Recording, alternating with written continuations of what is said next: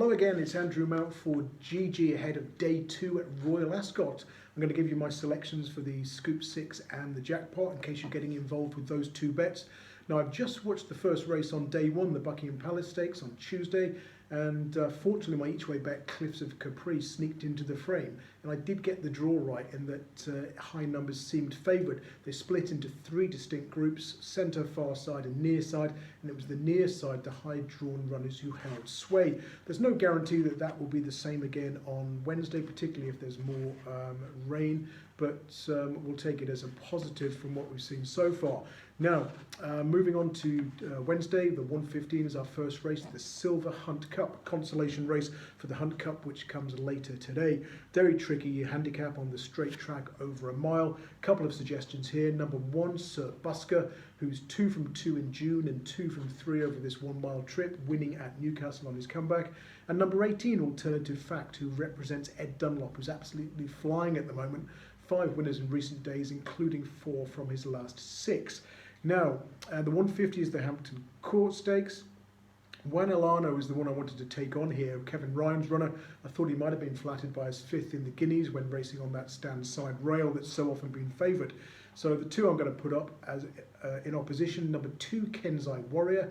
He's a big price, and he bombed out in the Guineas, but he blew the start completely as a 40-to-1 shot. Hated the quick ground and plodded on when the race was all but over. So stepping up to 10 furlongs could suit him, as will the slow ground.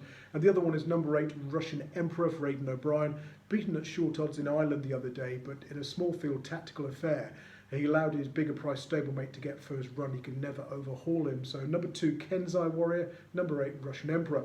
The third race, a 1.5 mile handicap. I'm going to oppose Kipps, the 9-to-2 favourite at the time of recording, because I thought he might have been flattered by coming late and wide at Haydock.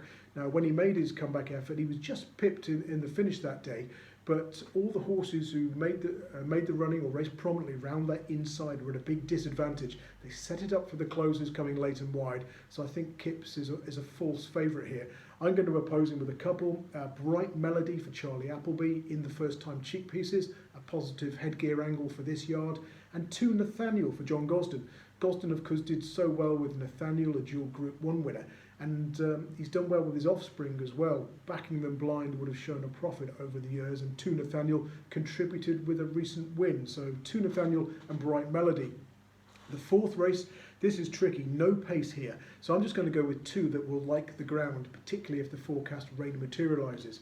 Adabe, number 1, who's been doing so well in the Far East, and number 6, Lord North, is one I like a little bit more.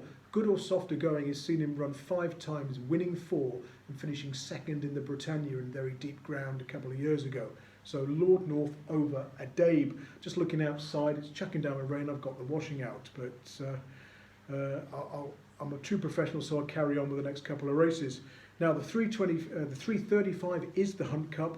All the usual suspects like Raising Sand and Kinran, both could go well, but I'm going to put up Afark, number 11, representing an in-form yard, and another with good course and distance form. 4 runs here, 7th, 4th, 2nd and 1st, and the 7th came when he was 3rd on his side, so a good one with each way claims there, Afark.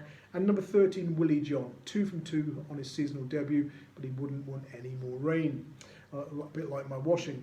Now the 4:10 is the Norfolk. There's a form line I want to take on here. That's Tactical and Get It, who are both placed behind Eye of Heaven at Newmarket the other day. Now I love Eye of Heaven. I think he's going to be a great bet on Friday in the Coventry. The trouble is they were both drawn high towards that stand side rail and may have been flattered. So I'm taking them on with Fast Star, number 8 for Godolphin, Said Bin Saror.